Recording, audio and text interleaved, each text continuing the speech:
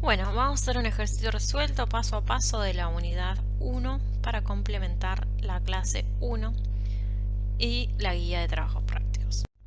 En este caso es un ejercicio nuevo que no tienen en la guía, así que yo les recomiendo que pongan pausa en el video y lean bien todos los datos que nos da y qué es lo que nos pide para poder seguir bien con el ejercicio.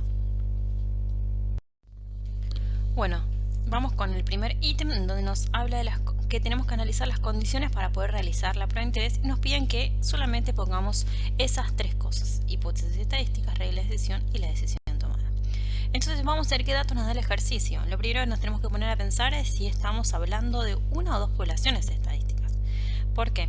Porque tanto en la clase 1 nosotros vimos un repaso de elementos como de analítica. Entonces acá tenemos que ver bien en cuál de los casos estamos. Bien, en este caso hablamos de dos poblaciones estadísticas. ¿Por qué es esto?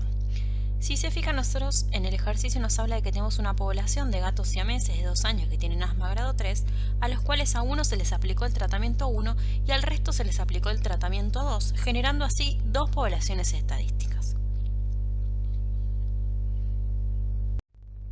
Entonces, de estas dos poblaciones estadísticas, que tenemos la población 1, que eran los gatos que recibieron el tratamiento 1, y la población 2, que tenemos los gatos que recibieron el tratamiento 2, se tomó una muestra aleatoria de 8 gatos siameses que recibieron el tratamiento 1 y otros 8 que recibieron el tratamiento 2.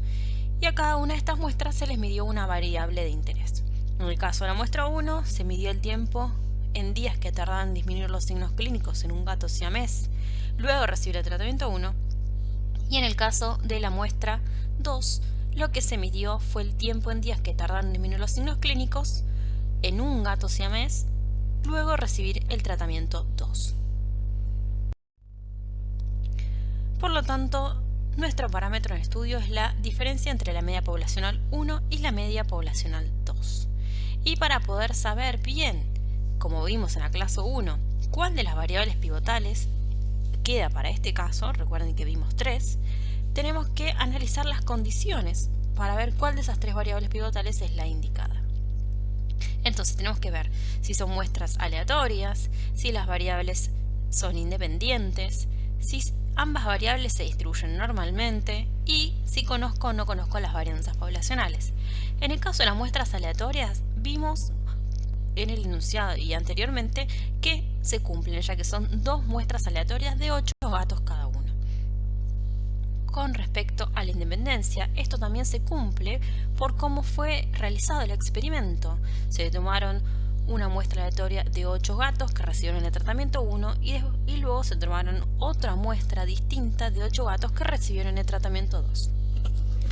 En el caso de la normalidad, acá tenemos que utilizar el test de Shapiro-Wilks para averiguarlo, y con respecto a las varianzas poblacionales, vamos a ver qué nos dice el ejercicio. Bueno, vamos a ver la normalidad. En este caso tenemos que hacer el test de Shapiro-Wilks y verificar la normalidad para ambas variables.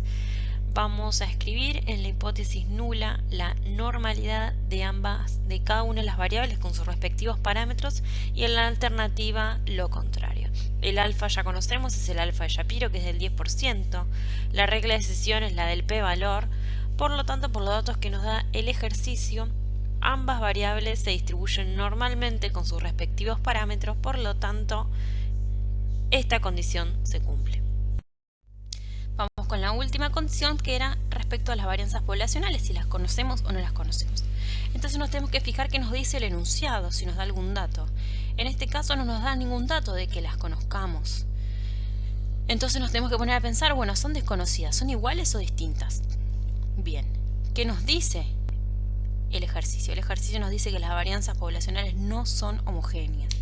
Por lo tanto, lo que podemos concluir es que las varianzas poblacionales son desconocidas y distintas. El test que vamos a aplicar en este caso es el T de Welch.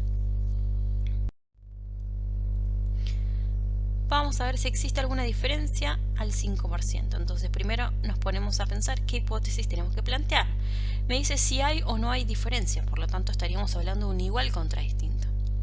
¿Se acuerdan que había dos formas de escribir las hipótesis estadísticas?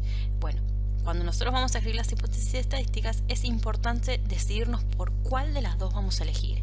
Si vamos a hablar de la diferencia o vamos a hablar de que mu1 es igual o distinto a mu2. ¿Sí? Porque esto lo vamos a tener que trasladar a lo largo de todo el ejercicio, ya que vamos a concluir en base a las hipótesis estadísticas que yo planteé.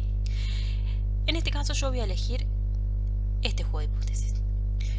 El nivel de significación nos dice el ejercicio y la variable pivotal ya vimos que era la T de Welch.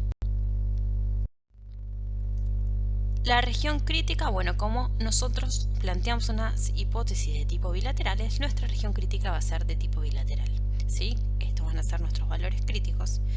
Tenemos que averiguar cuánto vale esa W. ¿Cómo hacemos para averiguar cuánto vale esa W? En la guía de fórmulas y tablas nosotros tenemos esta fórmula que es para averiguar justamente esta W de Welch. Lo que hacemos es reemplazar todos esos datos que nos da el ejercicio en nuestra fórmula y de esta forma obtenemos este resultado. Recuerden que en Welch utiliza la parte entera, por lo tanto acá vamos a tener una W de 10. Nuestros valores críticos van a ser estos. Los vamos a buscar en la tabla de TStudent.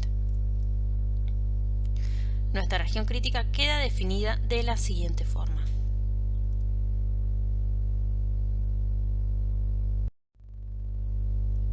Bien, vamos con la regla de decisión.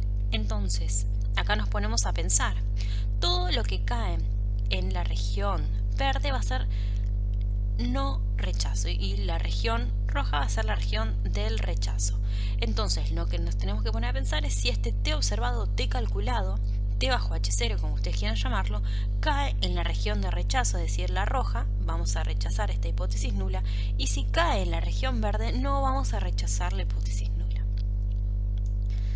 Por lo tanto, para poder obtener ese T bajo H0 tenemos que hacer unos cálculos y decidir. Para obtener ese T bajo H0 reemplazamos en nuestra variable pivotal los datos que nos da el ejercicio y de esta forma lo obtenemos. Con respecto a ese valor, la decisión a la que podemos llegar es la siguiente. No rechazamos la hipótesis nula ya que está dentro de la región de no rechazo. Y por último, la conclusión. Es importante que la conclusión tenga el nivel de significación, que tenga la decisión que nosotros tomamos, que tenga la H0, que tenga el parámetro en términos del problema y que tenga las poblaciones en estudio. En este caso, esta es una conclusión de referencia como las que tienen en la guía, no tiene por qué ser exactamente igual. Y recuerden que vamos a concluir en base a lo que nosotros pusimos en nuestras hipótesis estadísticas. Yo en este caso lo que hice fue concluir en base a la media poblacional 1 igual a la media poblacional 2. Si se fijan, cuando escribí la H0 puse eso. ¿Sí? Si ustedes hubiesen elegido el otro par de hipótesis, que es la diferencia, tendría que concluir para la diferencia entre las medias poblacionales.